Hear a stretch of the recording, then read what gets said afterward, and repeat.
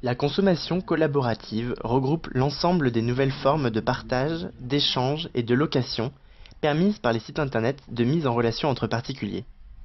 Les professionnels estiment que les trois piliers de ce concept sont le renforcement du lien social, le critère financier et l'écologie. On remarque que le succès des plateformes de consommation collaborative est en grande partie dû à l'aspect financier en ces temps de crise. On peut donc se demander ce que deviendrait ce concept si la crise économique venait à disparaître. Nous avons interrogé des personnes pour connaître leur expérience de la consommation collaborative. Oui, je connais. En fait, c'est du commerce communautaire avec comme basé sur le troc, sur l'échange, à moindre coût. Non, pas du tout. Alors en fait, il s'agit d'un nouveau mode de consommation. Et donc du coup, est-ce que vous avez déjà consommé de cette manière? J'ai déjà pratiqué le covoiturage, effectivement. Notamment avec Blablacar, c'est pas surtout Blablacar. Donc du covoiturage. J'ai déjà fait du couchsurfing, je crois, enfin je crois que c'est ça.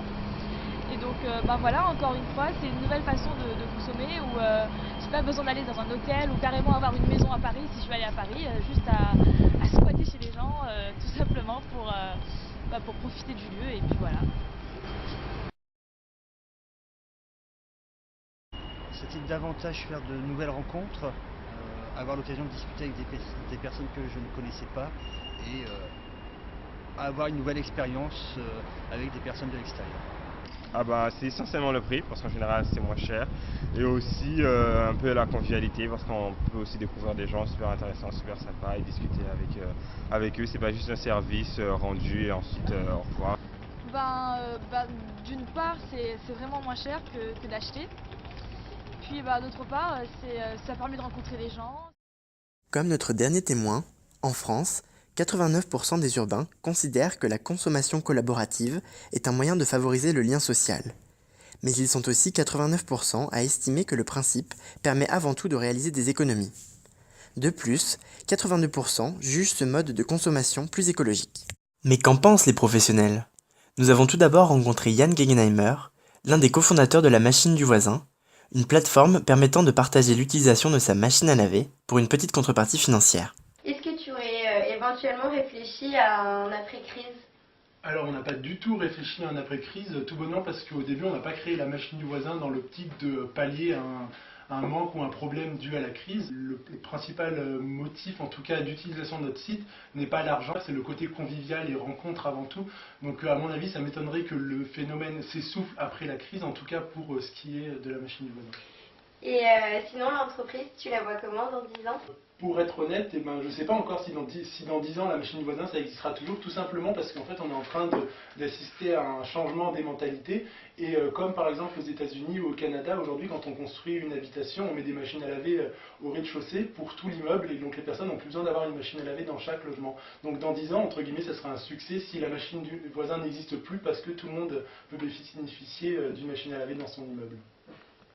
Pour aller plus loin, nous avons questionné Julien Delon, cofondateur de Séjourning, un site internet permettant à ses utilisateurs de louer leur appartement durant leur absence. Est-ce que tu as des chiffres au niveau de Séjourning? On a multiplié par 4 les 12 derniers mois notre nombre de loueurs. Aujourd'hui on a 4000 loueurs en France. Je pense que dans 12 mois on en aura plus de 10 000, donc ça augmente très très vite. Tout simplement parce que un utilisateur qui va louer sur Séjourning, il va voir que c'est très simple, que c'est sécure, qu'il va gagner de l'argent facilement, qu'il va même offrir la possibilité à quelqu'un d'en économiser et de passer un bon moment, donc c'est très agréable. Et donc une fois qu'on a goûté ça, qu'on a testé, je pense qu'on le refait, enfin on s'aperçoit que nos utilisateurs relouent après de plus en plus régulièrement. Est-ce que tu sais pourquoi tes utilisateurs choisissent Séjourning? On a toujours deux sortes d'utilisateurs, les loueurs et les locataires. Leur premier moteur aux deux, ça reste des motivations économiques. Ce qui est important de voir, c'est que c'est la première motivation, mais qu'après il y en a d'autres qui arrivent en utilisant Séjourning, c'est que très vite on s'aperçoit aussi qu'on rencontre des gens.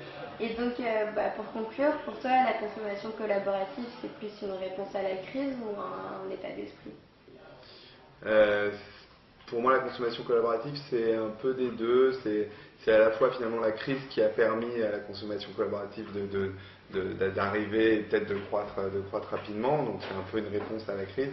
Et en même temps, derrière, c'est une volonté de consommer mieux, de consommer différemment, plus intelligemment, donc c'est en ce sens-là que ça peut être considéré comme un état d'esprit. Ces informations nous ont finalement permis de résoudre notre problématique.